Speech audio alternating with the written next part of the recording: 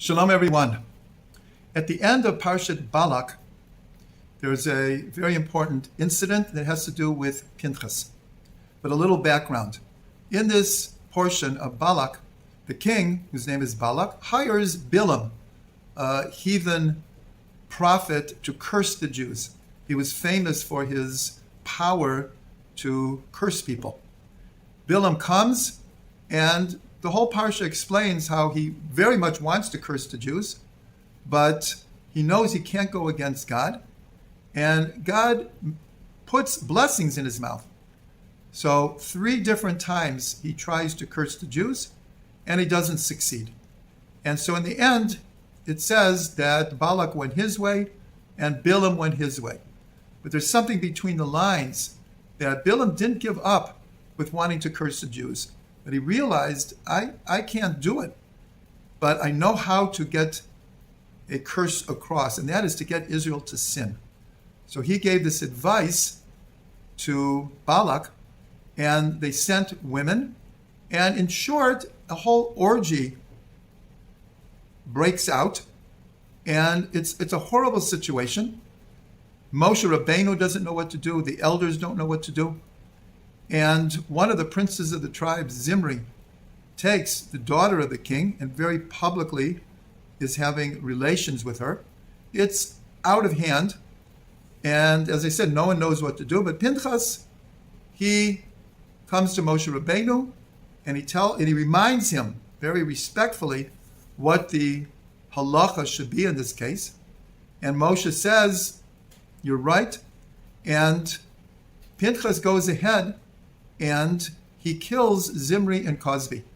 There had been a plague that had broken out. Thousands of people were dying, and that stopped the plague. And what's interesting, from this point to the end of the Torah, there are no more rebellions, no more disagreements, no more complaints. What Pinchas did was he changed the whole energy of Am Yisrael. And he's later rewarded with a covenant of peace. What I want to explore here is a numerical value of the spear that Pinchas took. In the Torah, it's called Ramach.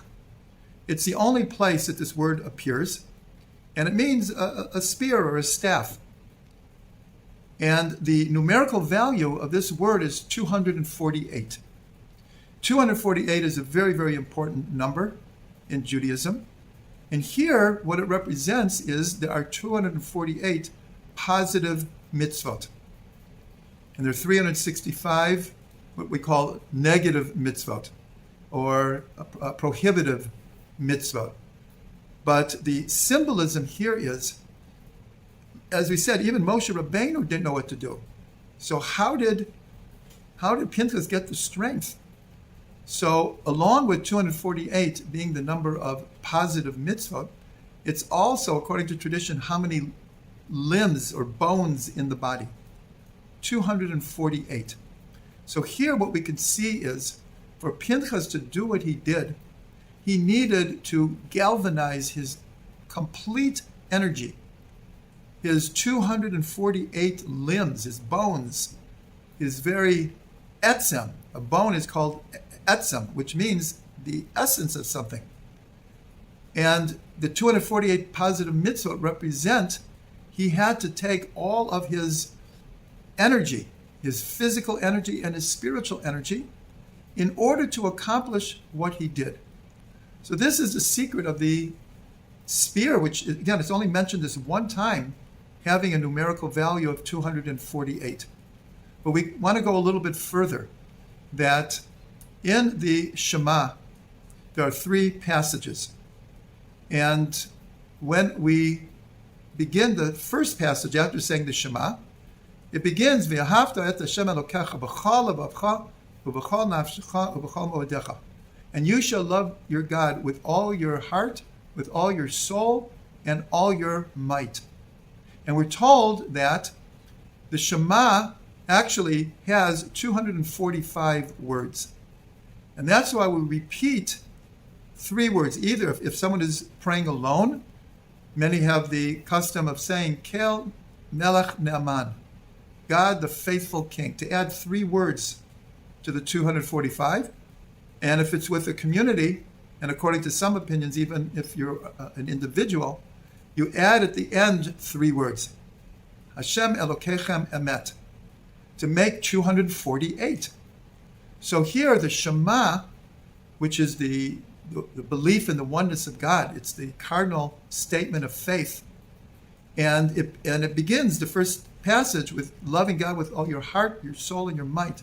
So again, this is connected to the symbolism of this Romach being 248. Pinchas had to take, as we said before, all his bones, meaning his whole physical being, his whole spiritual being. And here he had to take his whole faith in God that he was doing the correct thing. And he was applying his love of God with his heart, his soul, and his might. If we go even one step back, the first patriarch, Avraham, the gematria of his name is 248. Avram paves the way for every Jew in every generation. And in fact, he paves the way for all of humanity, because we're told that all the nations of the world will be blessed through Avram. He's called a father of many nations. And so here, Pinchas is taking all these different levels of 248, and I'll add one more, that the expression that we're created in the image of God, B'Tselem Elokim, B'Tselem Elokim equals 248. So we learned that Avraham is the archetypal example, archetypal personality of the image of God. God's vision for humankind is to be like Avraham.